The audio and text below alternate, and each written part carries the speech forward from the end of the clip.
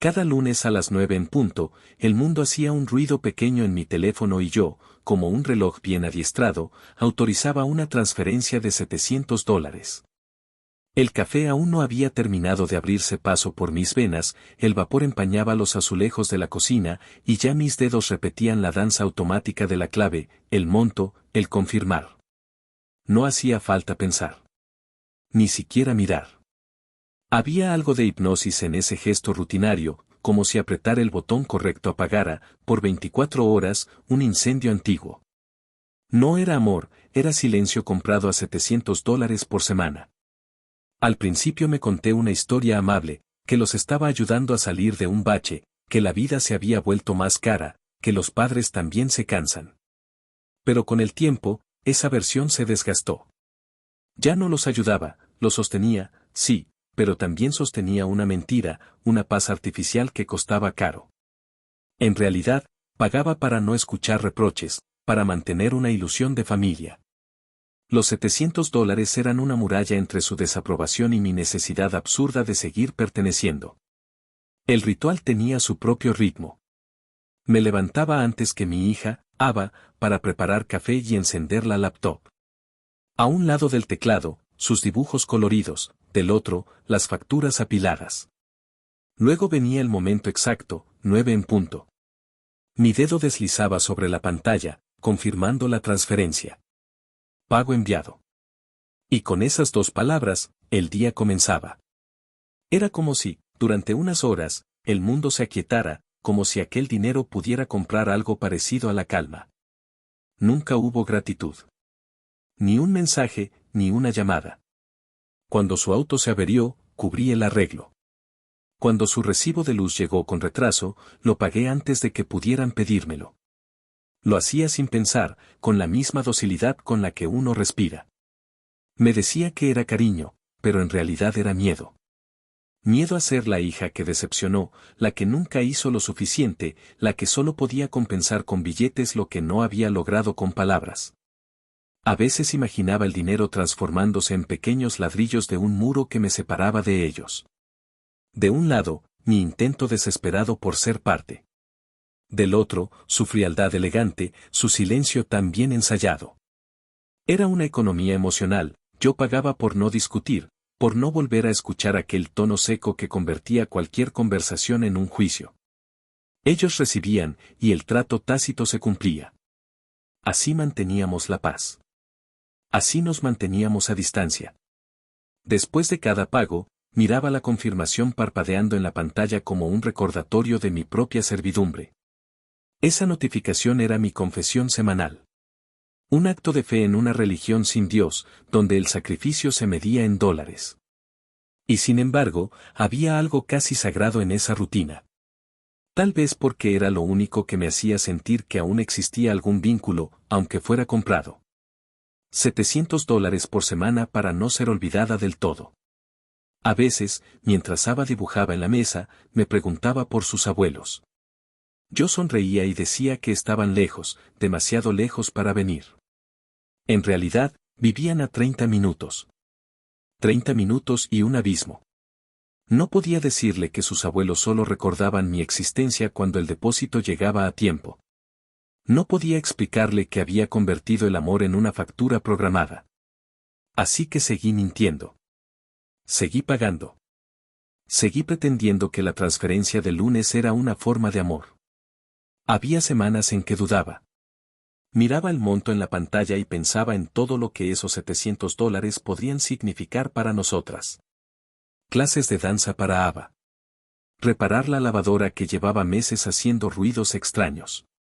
Un descanso, una tarde de helados. Pero entonces, como un reflejo, mis manos hacían lo de siempre, enviar. Confirmar.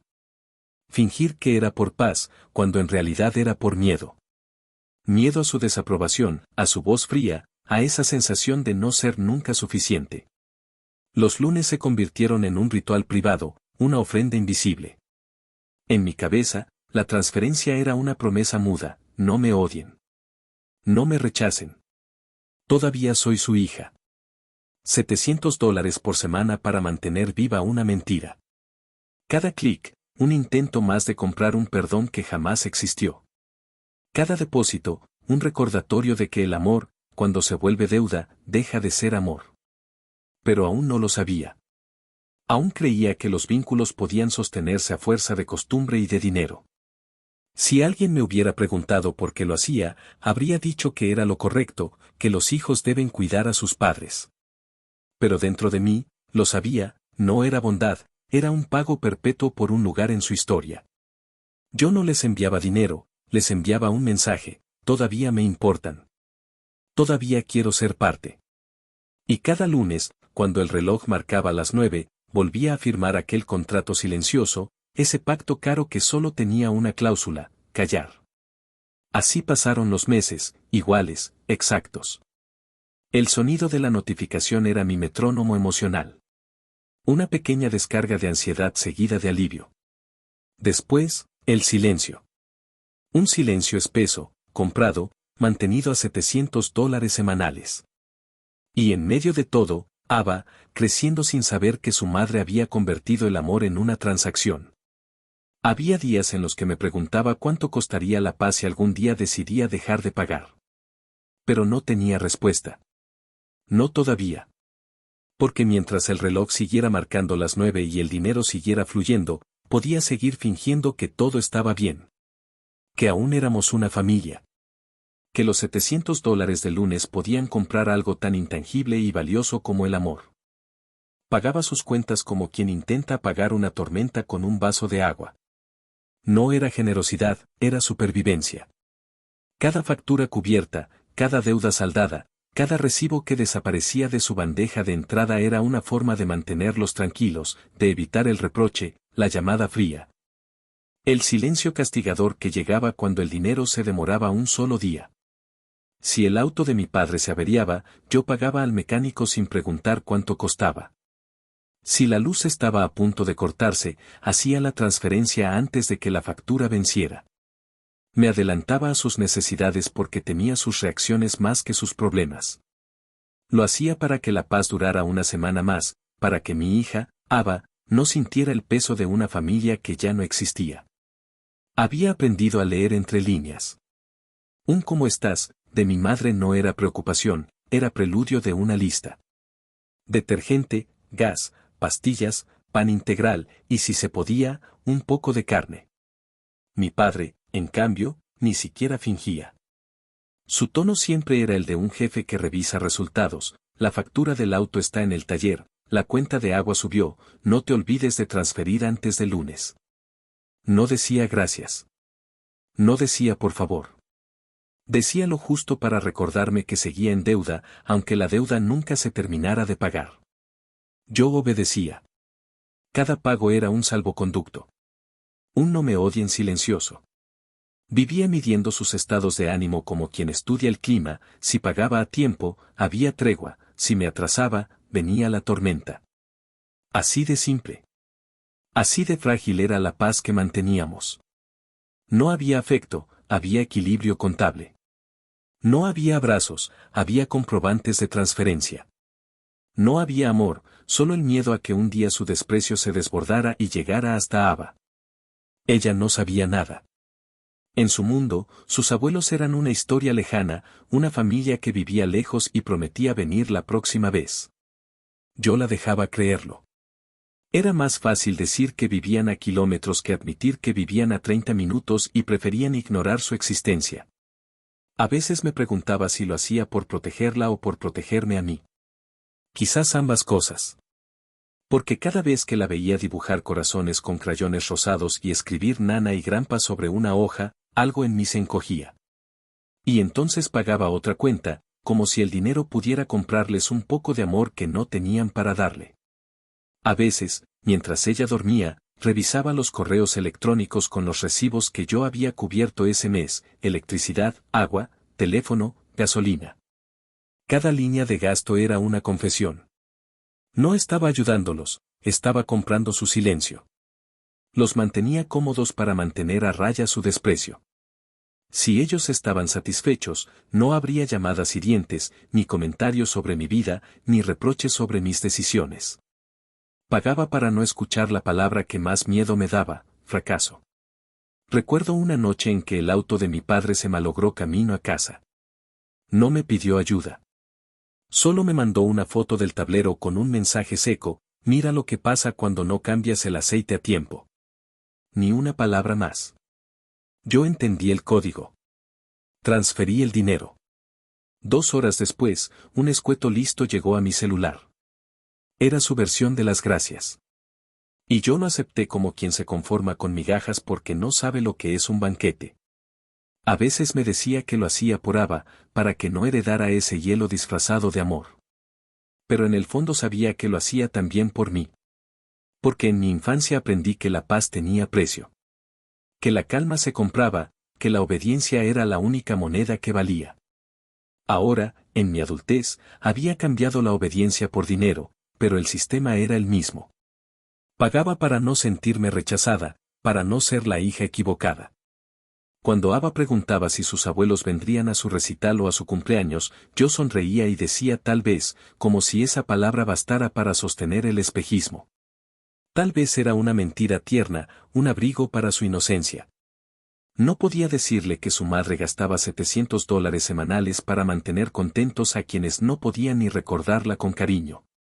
No podía decirle que la familia que ella soñaba no existía, que lo único real eran mis depósitos automáticos y mis silencios. Cada pago me hacía sentir un poco menos libre. Era como caminar con una cadena dorada, brillaba desde fuera, pero seguía siendo una cadena. Cada factura cubierta era una victoria pequeña, pero también una derrota invisible. Me convencía de que estaba haciendo lo correcto, que estaba evitando el conflicto, que la estabilidad emocional de mi hija dependía de mantenerlos tranquilos. Pero lo que en verdad hacía era perpetuar el ciclo. Alimentaba el monstruo que me había enseñado a vivir en deuda con el amor. Con el tiempo, ya ni necesitaban pedirme nada. Yo anticipaba sus necesidades como una secretaria eficiente. Pagaba antes de que me lo pidieran. El recibo del gas, la reparación del horno, la mensualidad del seguro. Ellos sabían que lo haría, y yo sabía que no podía dejar de hacerlo. Era un juego de reflejos donde todos conocíamos las reglas, aunque nadie las pronunciara. A veces me miraba al espejo después de un pago grande, con el celular todavía en la mano, y me preguntaba, ¿qué estoy comprando realmente? No era su cariño. No era su respeto. Era su ausencia. Pagaba para mantenerlos lejos, pero no lo admitía. Pagaba para que no aparecieran a destruir lo poco que había reconstruido con Ava. En el fondo, lo sabía, no estaba pagando por amor, estaba pagando por silencio. Por paz. Por una tregua que costaba más que la guerra. Y así seguí, semana tras semana, convencida de que mientras ellos tuvieran sus cuentas cubiertas, no habría más heridas. Pero cada factura pagada era un recordatorio de que la herida seguía abierta, y yo, sin quererlo, seguía alimentándola con dinero. El cumpleaños de Ava llegó con el sol temprano y el olor a pastel de vainilla. Llevaba semanas preparando todo, como si en los detalles pudiera esconder los huecos de una familia que nunca terminaba de completarse. Había globos de todos los colores, cintas colgando de los árboles y una mesa repleta de limonada, galletas y cupcakes con chispas de colores. El jardín se veía alegre, casi mágico. Conseguí un castillo inflable de segunda mano, un poco parchado, pero suficiente para verla reír. La casa entera respiraba ilusión. Mientras colocaba los últimos platos de papel, miraba el reloj. Era temprano, pero ya sentía el corazón apretado. Había invitado a todos sus amiguitos del colegio, a las vecinas, a mis compañeras del trabajo. Y aunque nunca lo dije en voz alta, también esperé a mis padres. Les había avisado con anticipación, con la misma suavidad que se usa para no asustar a un animal herido. Es el cumpleaños de Ava este sábado. Ella estará muy feliz de verlos. El mensaje fue leído, pero nunca respondido. Aún así, mantuve la esperanza. Siempre la mantenía. Ava no cabía en sí de emoción. Giraba sobre sí misma en su vestido rosa, con el cabello trenzado y un brillo en los ojos que hacía imposible mirar hacia otro lado. ¿Crees que vendrán esta vez, mamá?, me preguntó mientras ajustaba su corona de cartón. Fingí una sonrisa. Tal vez, cariño. Esperemos un poco. Ella asintió, confiada. Los niños siempre creen en los milagros. Yo también quise hacerlo. A las 2 de la tarde, el jardín era un torbellino de risas, globos explotando y niños corriendo. Yo fingía disfrutarlo todo, pero cada tanto mis ojos se desviaban hacia la puerta. Cada sonido de auto en la calle me hacía girar la cabeza con un latido de esperanza. Ninguno se detenía frente a nuestra casa. Nadie bajaba con un regalo envuelto. Nadie traía ese aroma a perfume conocido ni esa voz que, pese a todo, aún me estremecía. A las 3, el pastel ya estaba sobre la mesa. Las velas, derretidas a medias. Los invitados empezaban a irse. Ava seguía mirando el portón, con las manos llenas de azúcar y la mirada inquieta. Tal vez se demoraron, mamá. El tráfico, no, dijo, más para convencerse que para preguntarlo. Le acaricié el cabello y murmuré, sí, debe ser eso. Pero dentro de mí, algo se quebró. No había tráfico. No había excusa. Solo silencio. Seguí fingiendo. Le ayudé a repartir los últimos trozos de pastel, a abrir los regalos, a agradecer con besos. Pero a medida que el sol caía, la alegría empezó a volverse hueca. Los globos se desinflaban lentamente, el castillo inflable gimoteaba con cada salto hasta rendirse. Ava se sentó en las escaleras del porche, con un cupcake en la mano y los zapatos llenos de polvo. Quizás se olvidaron, murmuró en voz baja, mirando la calle vacía. Esa frase, tan simple, me dolió más que cualquier insulto. Me senté a su lado. Le limpié un poco de glaseado del mentón y fingí serenidad. Tal vez, mi amor. Pero igual tuvimos un lindo día, ¿verdad? Ella asintió, cansada, y apoyó la cabeza en mi hombro. Sus pestañas largas parpadeaban despacio, vencidas por el sueño. Me quedé ahí un rato, escuchando su respiración tranquila y el eco de las risas que ya se habían ido. Cuando la llevé a su cama, aún con su vestido rosado y el cabello despeinado, abrí el celular. Quizás había algún mensaje, pensé. Una disculpa, una explicación, algo. Lo encontré enseguida. Era de mi madre. Dile a Ava feliz cumpleaños de nuestra parte. 9 palabras. Ni un punto final. Ni una llamada. Ni una intención real. Solo un gesto vacío, como una propina después de haber negado el servicio. Me quedé mirando esa frase en la pantalla por un largo rato, hasta que las letras comenzaron a borrarse en mis lágrimas contenidas. No lloré por ellos. Lloré por Ava, por la niña que aún creía que los abuelos siempre llegan, que las familias siempre se reconcilian, que el amor puede más que el orgullo. Esa noche, cuando el silencio llenó la casa, sentí una rabia tranquila, casi fría. Había gastado dinero, tiempo y esperanza tratando de mantenerlo cerca. Les había pagado de 1000 maneras para que fingieran quererme, para que no repitieran conmigo lo que ahora estaban haciéndole a mi hija. Y sin embargo, el ciclo se repitió, con la misma precisión con la que cada lunes hacía mi transferencia. Miré las fotos del cumpleaños en mi teléfono, Ava soplando velas, niños riendo, el castillo inflable al fondo. Todo parecía perfecto. Pero entre cada imagen había un hueco invisible, una silla vacía en la esquina de la mesa, una ausencia que nadie quiso nombrar. No necesitaba editar las fotos, la ausencia hablaba sola. Esa noche comprendí que ya no podía comprar el amor con dólares ni con paciencia. Que los lazos que no nacen del cariño no se salvan con transferencias. En algún lugar entre el pastel derretido y el silencio del teléfono, supe que algo había terminado. Tal vez no lo dije en voz alta, pero dentro de mí una voz firme lo repitió una y otra vez, nunca más. No llamaron. No aparecieron. Ni siquiera fingieron. Solo un mensaje, breve y seco, llegó a mi teléfono aquella mañana, dile a Ava feliz cumpleaños de nuestra parte. 9 palabras que pesaban como piedras. No había un punto final, ni una disculpa, ni siquiera una coma que sonara a afecto. Era una frase escrita sin alma, como si hasta desearle feliz cumpleaños a una nieta de 6 años fuera un trámite molesto. Lo leí varias veces, como si en alguna relectura fuera a descubrir algo oculto, una grieta mínima por donde se escapara un poco de humanidad. Pero no había nada. Ni una llamada. Ni una intención. Solo un silencio enorme detrás de esa frase, tan vacío que parecía hecho para recordarme mi lugar, fuera de su mundo. Pasaron las horas. Ava dormía con su conejo de peluche todavía en brazos, rendida después de la fiesta. Yo me senté en el borde de la cama y, por primera vez en mucho tiempo, me permití quedarme quieta, sin fingir calma. Mi pecho subía y bajaba despacio, como si tuviera miedo de romperse.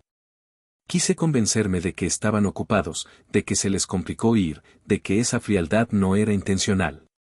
Pero a veces el silencio grita más fuerte que las palabras, y esa ausencia dolía más que cualquier ofensa.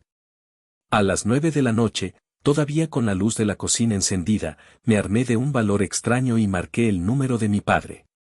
No esperaba ternura, solo respuestas. Quería entender por qué. ¿Por qué podían ignorar a su nieta? ¿Por qué después de todo el dinero, después de todo el esfuerzo, no eran capaces de una visita, de un abrazo, de un gesto?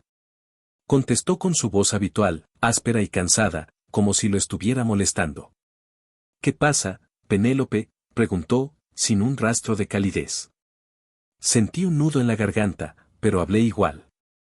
¿Por qué no vinieron hoy? Ava los esperó todo el día. Hubo una pausa larga. Pude escuchar el zumbido del televisor al fondo, el roce de su respiración. Luego, su respuesta llegó como una piedra lanzada desde una distancia imposible: no teníamos ganas. Me quedé callada. No entendí.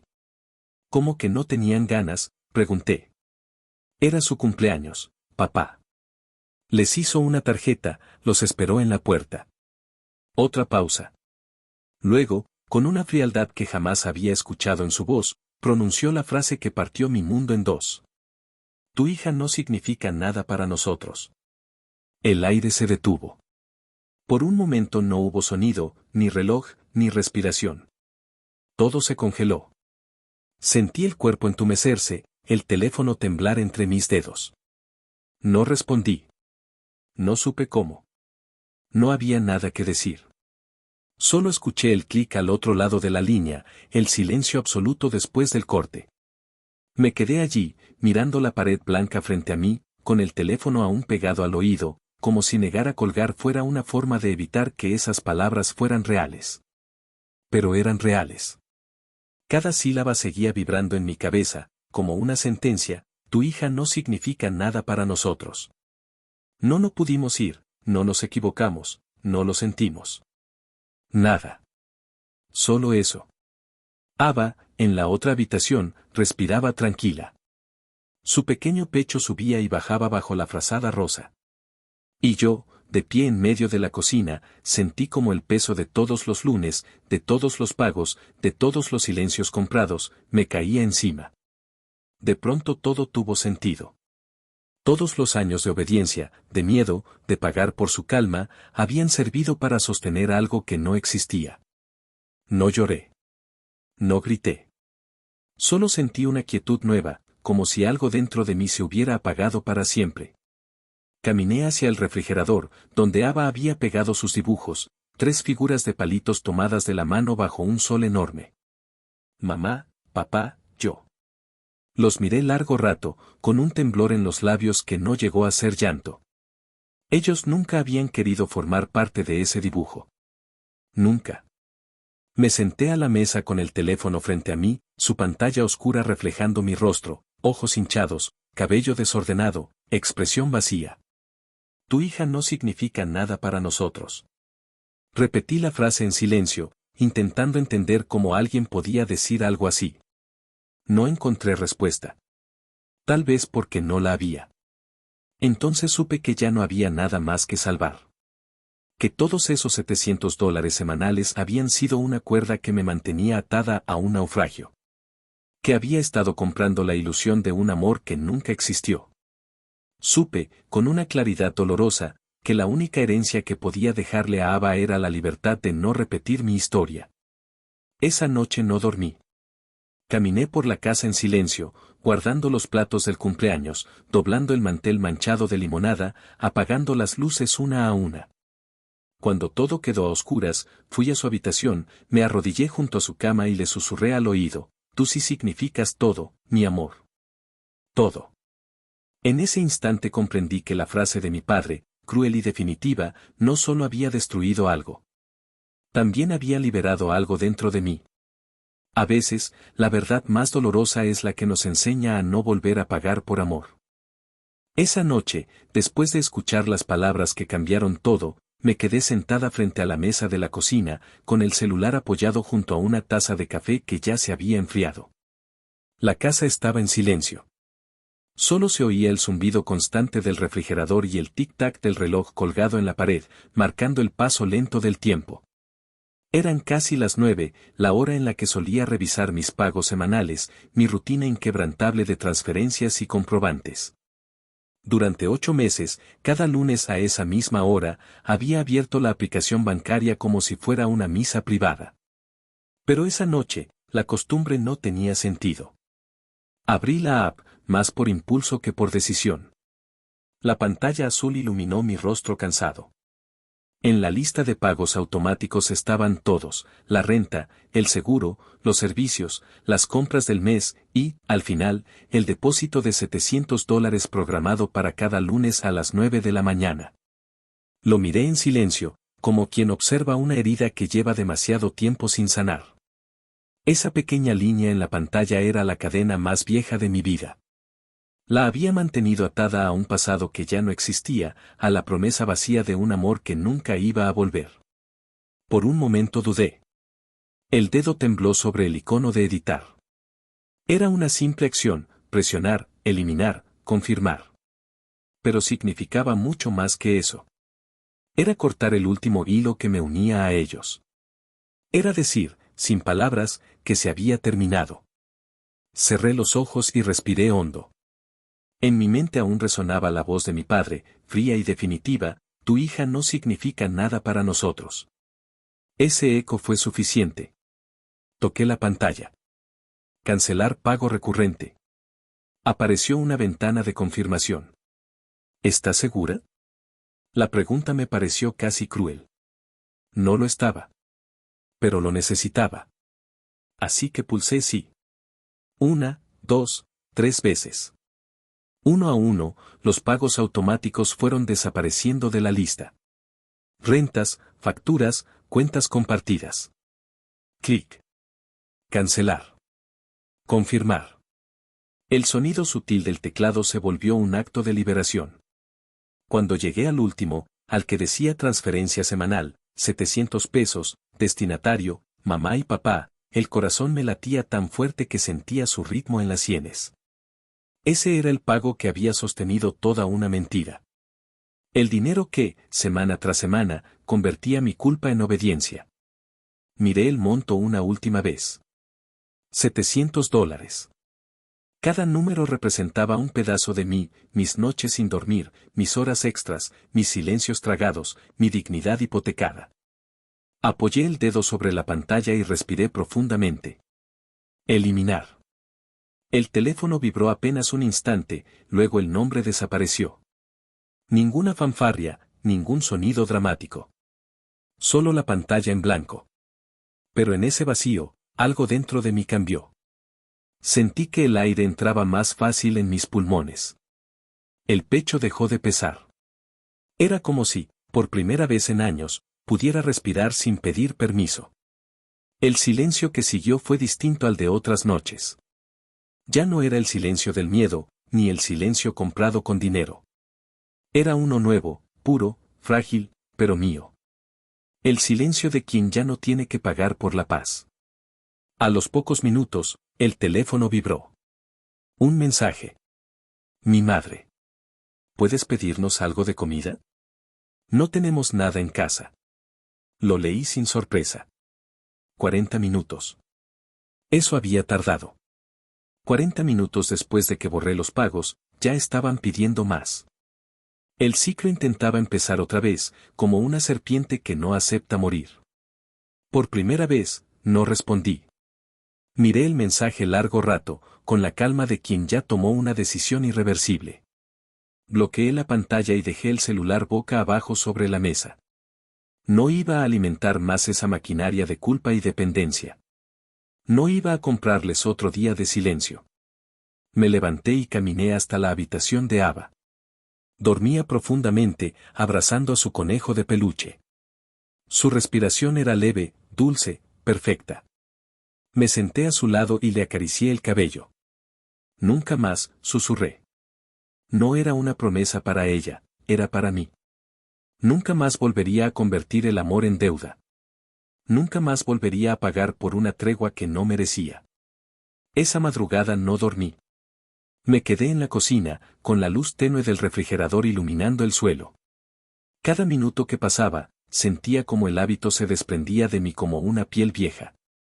Ya no era la hija que obedecía, ni la mujer que mendigaba cariño a través de transferencias. Era alguien que, por fin, había aprendido el precio exacto de su paz. A las 12 en punto, la casa estaba completamente en silencio. Afuera, el viento movía las cortinas y traía el olor húmedo de la noche. Me serví un vaso de agua y lo bebí despacio, saboreando la calma. Ya no había deudas, ni pagos, ni recordatorios. Solo yo, Ava dormida, y un futuro que, por primera vez, no dependía de una cuenta bancaria. En algún rincón de mi mente, su voz seguía intentando perforar la quietud: tu hija no significa nada para nosotros. Pero ya no dolía igual. Sonaba lejana, vieja, impotente. Porque ahora yo sabía la verdad, ellos tampoco significaban nada para mí. No después de todo. No después de haber comprendido que el amor verdadero no se compra, ni se ruega, ni se deposita cada lunes a las 9. Apagué la luz, respiré hondo y sentí algo parecido a la libertad. Era el fin del ritual, el cierre de un ciclo. El primer lunes sin pagos, sin culpas, sin miedo. El primer lunes de mi nueva vida. 40 minutos después de borrar los pagos, el teléfono vibró sobre la mesa. Un mensaje nuevo. Lo abrí sin pensar, todavía con las manos frías, con esa mezcla de curiosidad y cansancio que llega después de un acto irreversible. Era de mi madre. La pantalla mostraba una frase tan corta y banal que, por un segundo, me hizo reír sin ganas: ¿puedes pedirnos la cena? No tenemos comida en la casa. Nada más. Ni una palabra sobre Ava. Ni una llamada. Ni un intento de disculpa. Solo una orden disfrazada de necesidad, tan automática como todas las anteriores. Como si los insultos, las ausencias y la frase que había destrozado todo: tu hija no significa nada para nosotros, hubieran sido parte de una conversación cualquiera, un malentendido sin importancia. 40 minutos. Eso tardaron en recordar que existía. No por amor, no por culpa, sino por hambre. 40 minutos después de borrar la transferencia que los mantenía, ya me estaban pidiendo que retomara el papel de salvadora. Era casi poético, el ciclo intentando revivir, la misma maquinaria del chantaje emocional tratando de girar una vez más. Me quedé mirando el mensaje. Pude haber respondido. Podría haber escrito algo rápido, educado, neutral. Un no puedo, o un no siento. Incluso pude haberlos insultado, liberar de golpe todos los años de rabia acumulada. Pero no lo hice. Ni una palabra. Porque entendí que cualquier respuesta, incluso el silencio cargado de enojo, sería seguir alimentando esa dependencia que me había robado tanto. El teléfono seguía vibrando, como un corazón ajeno que se negaba a morir. Apareció una segunda notificación: ¿estás ahí? Me dolió ver esa frase, no por lo que pedía, sino por lo que significaba. Durante años, yo había estado ahí para todo. Para pagar, para callar, para sostener. Y ahora, en el momento en que por fin decidí no estar, su necesidad volvió a buscarme como una sombra. Respiré hondo y bloqueé la pantalla. No respondí. No ordené la comida. No los llamé. No busqué justificativos. Solo puse el teléfono boca abajo sobre la mesa y lo dejé ahí, hasta que el sonido de las notificaciones se apagó. Después, caminé hasta el fregadero, vacié el vaso de agua que tenía a medio beber y abrí la ventana. La noche estaba tranquila, tibia, con un silencio que ya no pesaba. Por primera vez en mucho tiempo, no sentí culpa. Era extraño, casi desconcertante. Estaba acostumbrada a que cualquier negativa me doliera, a sentirme responsable por su bienestar, incluso cuando me hacían daño. Pero esa noche no hubo dolor, solo una calma inesperada. Como si cada fibra de mi cuerpo supiera que, al no responder, había elegido mi libertad. Caminé hasta la habitación de Ava. Dormía con una pierna fuera de la sábana, el conejo de peluche asomando entre sus brazos. Me senté junto a ella, con el corazón todavía acelerado, y la observé respirar. En su rostro tranquilo encontré la respuesta que necesitaba. No debía seguir pagando por quienes me negaron. No debía cargar con el hambre ajena mientras la mía, la del alma, la del amor que nunca tuve, seguía sin saciarse. Se acabó, murmuré, apenas audible. Nunca más. Las palabras salieron despacio, pero pesaron como una promesa. Me quedé un rato más junto a ella, hasta que el ritmo de su respiración me contagió algo parecido a la paz. Después me levanté y regresé a la cocina. El teléfono seguía en el mismo lugar, mudo, expectante. No lo toqué. No lo miré. No lo volví a encender esa noche. El silencio que siguió fue distinto a todos los anteriores. No era el silencio del miedo ni el de la resignación. Era el de una decisión cumplida. El de quien entiende que no hacer nada, a veces, es el acto más poderoso. Caminé hacia la ventana una vez más. Afuera, la calle estaba vacía, y la luz del poste iluminaba las hojas de un árbol que se movían con el viento. Me apoyé en el marco, sintiendo el aire fresco en la piel. Ya no había ansiedad, ni rabia, ni tristeza. Solo un vacío sereno, el espacio que deja algo cuando finalmente se va. Apagué las luces y, antes de irme a dormir, miré el celular una última vez. La pantalla negra reflejaba mi rostro, sereno, irreconocible. La mujer que durante años corrió a solucionar todo ya no estaba. En su lugar había alguien que, por fin, comprendía el valor del silencio. Porque a veces no responder es la única respuesta que duele de verdad. Y esa noche, sin una palabra, sin un clic, sin una transferencia, terminé de romper el último eslabón de esa cadena. Caminé hasta mi habitación, cerré la puerta y dejé que el silencio, por primera vez en años, me perteneciera. La notificación llegó una tarde cualquiera, entre mensajes del trabajo y correos sin importancia. Un enlace de Facebook, enviado por mi hermano. No lo veas, escribió. Pero ya era tarde. Mi dedo, más rápido que mi instinto, ya había tocado la pantalla. La transmisión en vivo cargó lentamente. Al principio, solo se veía la sala de su casa, el sofá marrón de siempre, las cortinas cerradas, la luz tenue que apenas iluminaba sus rostros. Mi madre, sentada al borde, sostenía un pañuelo arrugado. Mi padre, con los brazos cruzados, miraba fijo a la cámara, serio, casi desafiante. El título del video me cortó la respiración, la verdad sobre nuestra hija. Durante un momento pensé que se trataba de otra cosa, un malentendido, un intento de reconciliación torpe. Pero la voz de mi madre disipó cualquier ilusión. Queremos aclarar algunas cosas que se están diciendo sobre nosotros, comenzó, con un tono ensayado, quebrado en el punto justo. Penélope ha estado mintiendo. Ha dicho que la abandonamos, que no queremos ver a su hija. Todo eso es falso. Me quedé inmóvil. Supe, en ese instante, que no era una conversación, era un juicio público. Mi madre lloraba de manera teatral, con la mirada fija en el teléfono, sabiendo exactamente qué decir para despertar compasión. Siempre la hemos apoyado, continuó, pero ella inventa cosas terribles. Su voz tembló, pero sus lágrimas no llegaban a los ojos. Entonces mi padre habló. Su tono era distinto, duro, sin adornos.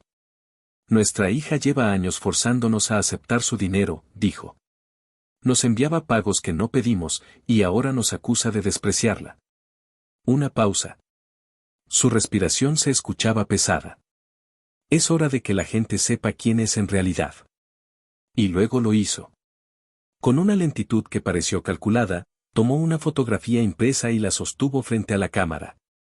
Era una imagen de Ava en su último cumpleaños, con el vestido rosado, las mejillas pintadas, la sonrisa más pura que existía. Y entonces, con la voz más fría que jamás le había escuchado, pronunció las palabras que volvieron a partirme en dos. Esta niña no existe para nosotros. El aire se me fue del cuerpo. No lloré, simplemente dejé de respirar por unos segundos. Vi a mi madre asentir junto a él, apretando el pañuelo, fingiendo tristeza, como si esa frase no fuera un crimen, como si negar la existencia de una niña inocente fuera una forma de defensa. Los comentarios comenzaron a aparecer en tiempo real, en una avalancha de texto que subía por la pantalla. Pobres padres, qué hija tan ingrata. Qué vergüenza de mujer. ¿Quién hace eso con sus padres? Otros, más escasos, intentaban defenderme. Si es verdad lo que dicen, es inhumano. ¿Cómo pueden hablar así de una niña? Pero nada importaba. Lo que dolía no eran los juicios de extraños, sino esa imagen, la de mi hija sostenida por las manos de quienes la acababan de borrar. El mundo se volvió un ruido lejano. Sentí que la sangre me retumbaba en los oídos. Cerré los ojos, pero la escena seguía ahí, como una pesadilla proyectada en mi mente, mi padre, mi madre, y la negación más cruel disfrazada de verdad. Cuando el video terminó, me quedé mirando la pantalla unos segundos más, incapaz de moverme. El contador de reproducciones subía sin parar. Miles de vistas. Cientos de comentarios. La historia ya no era mía, se había vuelto de todos. Mis padres habían convertido su vergüenza en espectáculo. Y yo era el villano. El teléfono vibró otra vez. Mensajes de amigos, de vecinos, de conocidos lejanos.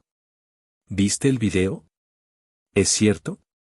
No puedo creer lo que dijeron. No respondí a ninguno. Lo apagué.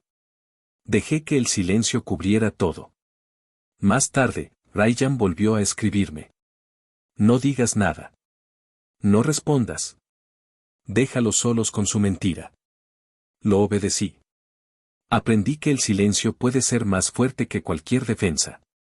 Las horas siguientes se sintieron irreales. En el pequeño pueblo donde vivíamos, las noticias corrían más rápido que el aire. En cuestión de horas, todos sabían. El video circulaba por los grupos de la iglesia, por los chats de vecinas, por los familiares lejanos que no hablaban conmigo desde años. Mi madre había logrado lo que siempre quiso, controlar la historia. Pero el universo, a veces, tiene su propio sentido de justicia. Porque lo que comenzó como una farsa para limpiar su nombre pronto se volvió su condena. Aquella frase, esta niña no existe para nosotros, se convirtió en su sello de vergüenza. Cuanto más la repetían, más revelaban quiénes eran realmente. Yo, mientras tanto, no hice nada. No llamé. No lloré. No traté de explicar. Me quedé en la habitación de Ava, viendo cómo ella dormía con su respiración tranquila, ajena a todo. Le acaricié el cabello y pensé en lo irónico que era, mis padres habían negado su existencia justo cuando ella era lo único verdaderamente real en mi vida. Cerré los ojos y, por primera vez, no sentí culpa. Lo que ellos habían destruido no necesitaba ser reparado. Habían firmado su propio final frente a todos. Yo no tenía que hacer nada. Solo vivir. Solo seguir. Apagué el celular, apagué la luz, y dejé que el silencio llenara la habitación. Porque en ese momento entendí algo que tardé toda una vida en aprender. Cuando alguien es capaz de borrar a un niño con una frase, no merece que lo salves con tus palabras. 2 días después de la transmisión, mientras preparaba café, sonó el teléfono. Era un número desconocido. Dudé en contestar, pero algo en mí, esa costumbre de estar siempre disponible, de resolverlo todo, me obligó a deslizar el dedo. ¿Señora Hayes? Preguntó una voz amable, masculina, algo nerviosa. Sí, soy yo, respondí, con cautela. Le habla Richard, el arrendador de sus padres. Disculpe la molestia, solo quería confirmar algo. El pago del alquiler no se ha realizado este mes. Por un instante, el corazón me dio un vuelco. Ese reflejo, ese impulso de responder yo me encargo, aún seguía vivo dentro de mí, como un músculo que se contrae por inercia. Pero recordé la noche anterior, las palabras, el video, la foto de Ava sostenida por las manos de quienes habían dicho que no existía. Respiré hondo. No es mi responsabilidad, dije, despacio, sorprendiéndome con la firmeza de mi propia voz. Oh, entiendo, titubeó él. Es solo que ellos mencionaron que usted manejaba sus pagos. Solía hacerlo, respondí, cortante. Ya no. Hubo un silencio breve al otro lado. Luego un carraspeo incómodo. En ese caso, lamento avisarle que tendrán 30 días para desalojar. No quiero ponerla en una situación difícil, solo, necesitaba confirmarlo. No se preocupe, dije, y colgué. El sonido del clic fue liberador, casi dulce. Apoyé el teléfono sobre la mesa, junto a la taza de café, y me quedé mirando por la ventana. Afuera, el sol de la mañana bañaba los árboles con esa luz amarilla que anuncia un día tranquilo. Sentí una paz rara, como si todo el ruido de los últimos días se hubiese desvanecido en un solo instante. Durante años había creído que mi deber era sostenerlos, incluso cuando me herían. Había pensado que si los ayudaba lo suficiente, si cubría cada gasto, si resolvía cada crisis, algún día me mirarían con afecto. Pero ahora, mientras el vapor del café se mezclaba con la brisa que entraba por la ventana, entendí algo con una claridad que dolía: no se puede comprar el amor. Y menos aún, se puede alquilar la compasión. Ellos habían vivido cómodos, protegidos, con sus facturas al día y su conciencia anestesiada por mi culpa. Ahora tendrían que enfrentarse al mundo sin mi dinero como colchón. No porque yo quisiera venganza, sino porque, finalmente, comprendí que no era mi papel ser su salvavidas. Habían elegido su orgullo, su versión conveniente de la historia. Y toda elección tiene un precio. No respondí al mensaje que Richard envió después, confirmando formalmente el aviso de desalojo. No había nada que decir. Ninguna palabra podía cambiar lo que ya estaba en marcha. Por primera vez, me di cuenta de que el silencio no era vacío, sino una declaración completa. Ese día no sentí remordimiento. No sentí lástima. Me sorprendió descubrir que tampoco sentía alegría. Lo que sentía era algo más profundo: ligereza. Como si una carga antigua, invisible, se hubiera soltado de mis hombros. No me alegraba de su destino, pero tampoco lo lamentaba. Era una consecuencia, simple y justa. Mientras lavaba la taza, pensé en todas las veces que corrí a pagar el alquiler antes de que el plazo venciera, en los meses en que ajusté mi propio presupuesto para que ellos no pasaran un mal momento. Recordé las llamadas en las que mi madre me decía con voz fría: asegúrate de no atrasarte esta vez. Y cómo, sin dudar, yo cumplía. Ahora el ciclo se cerraba solo. No necesité levantar un dedo. La justicia, por primera vez, actuaba sin mi intervención. Y esa sensación, lejos de doler, se sintió como un respiro hondo después de años de contención. Miré el reloj. Ava aún dormía. El sol se filtraba por la cortina, dibujando líneas de luz en el suelo. Me serví otro café y sonreí sin motivo. Por dentro, sabía que no era el comienzo de una venganza, sino el fin de una deuda. Dejé el teléfono sobre la encimera y salí al patio. El viento era fresco, el cielo limpio. En algún lugar, tal vez, mis padres comenzaban a empacar sus cosas, rodeados por las paredes de una casa que había sido sostenida con mi culpa. Yo no necesitaba verlos. No necesitaba imaginarlo. No necesitaba decir nada. Por primera vez en mucho tiempo, el silencio lo decía todo. El día siguiente amaneció con un aire extraño, pesado, como si el mundo todavía no terminara de asimilar lo que había pasado. Yo creía que todo quedaría en silencio, que mis padres se esconderían tras las cortinas de su casa, como siempre lo hacían cuando algo se les escapaba de control. Pero al mediodía recibí una llamada de mi prima Lauren. Su voz temblaba, no de tristeza, sino de indignación. No vas a creerlo, dijo, apenas la saludé. Están aquí. ¿Dónde? Pregunté, confundida. En la reunión familiar. Llegaron sin invitación. Con cara de mártires. Me quedé en silencio unos segundos. Pude imaginarlos, con su andar altivo, su discurso preparado, intentando recuperar el favor del clan que los había visto caer en desgracia. Era típico de ellos, aparecer justo cuando la vergüenza era más grande, convencidos de que podían rehacer la historia con un par de palabras bien elegidas. Déjalos hablar, le dije a Lauren, con voz calmada. No digas nada. A veces, el silencio deja más claro quién es quién. Pero Lauren no era de las que se quedaban calladas. Una hora más tarde, mi celular volvió a vibrar. Esta vez, no era una llamada, sino un video. Lo abrí. La escena era casi surrealista. La reunión transcurría en el jardín de mi tía Virginia, mesas largas, manteles de flores, niños corriendo entre los árboles. Mis padres estaban en el centro, rodeados de algunos familiares que los miraban con cautela. Mi madre, con su pañuelo en la mano, el mismo que había usado en la transmisión, hablaba con voz quebrada.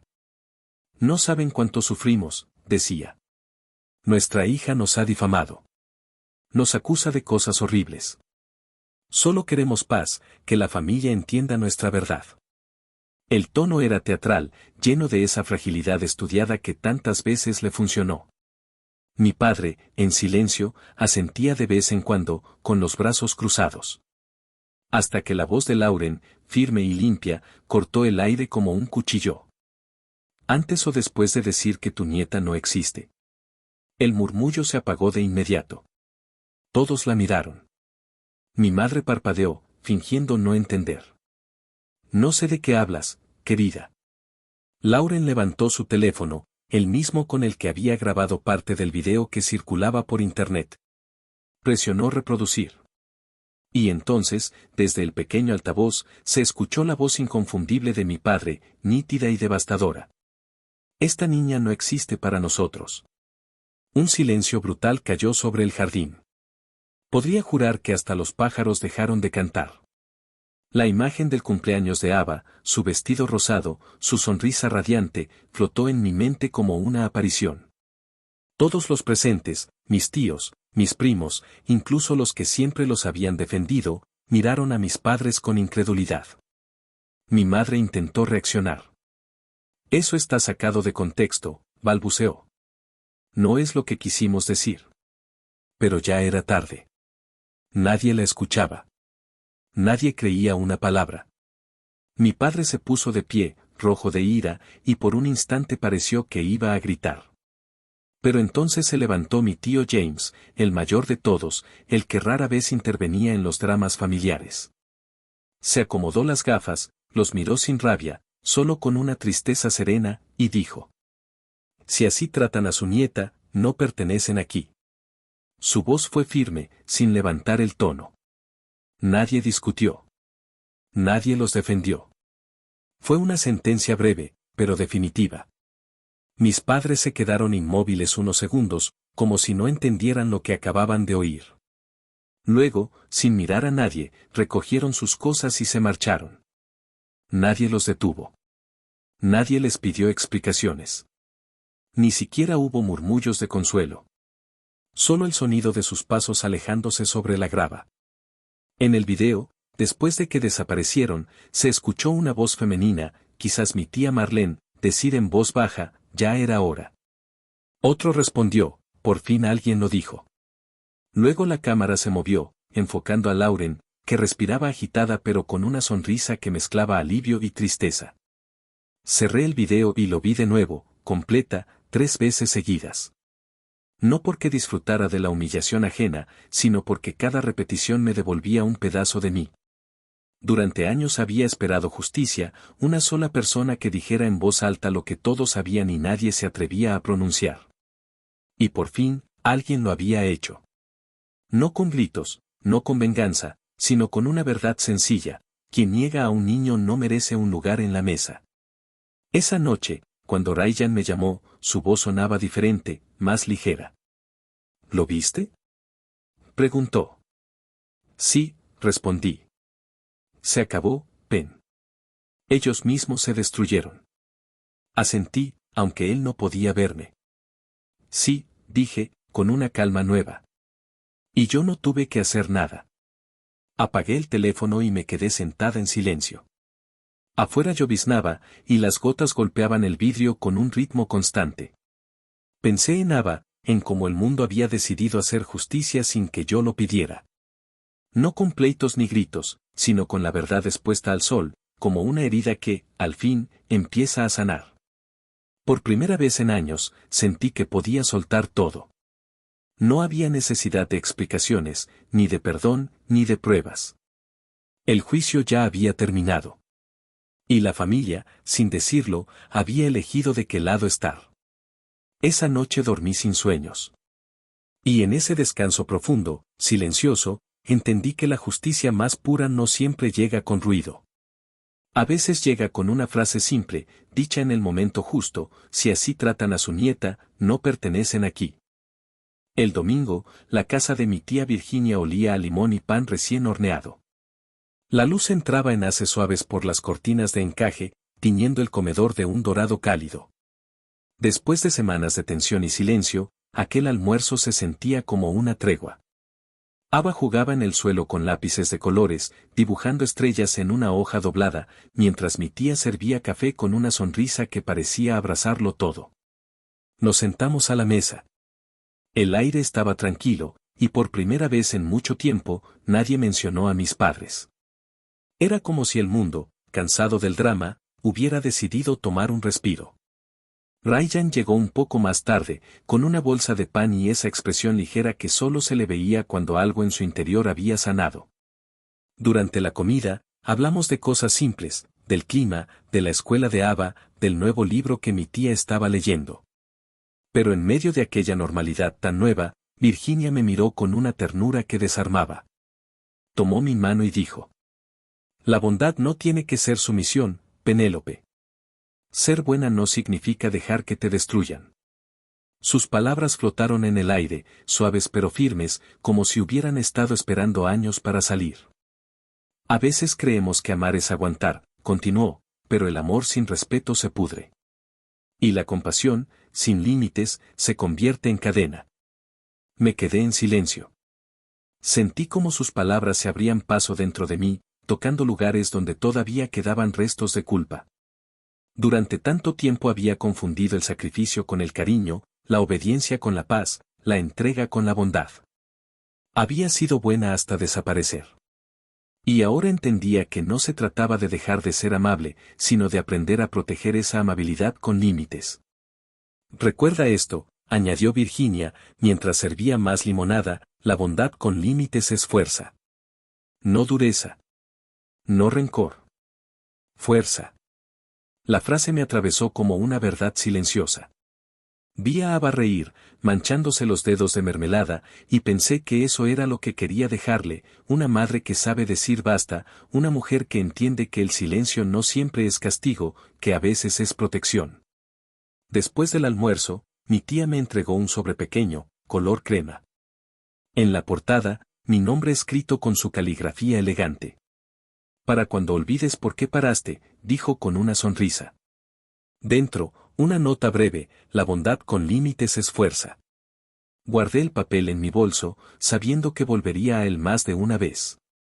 Esa tarde, mientras el sol se colaba por las hojas del jardín, observé a Ava correr detrás de su tío Ryan.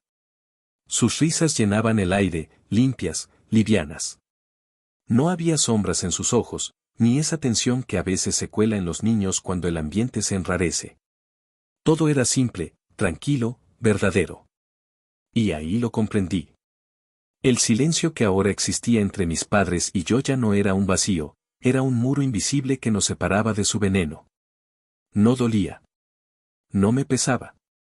Era un silencio protector, un espacio que me devolvía el aire. Mientras conducía de regreso a casa, Ava dormida en el asiento trasero, repasé los últimos meses.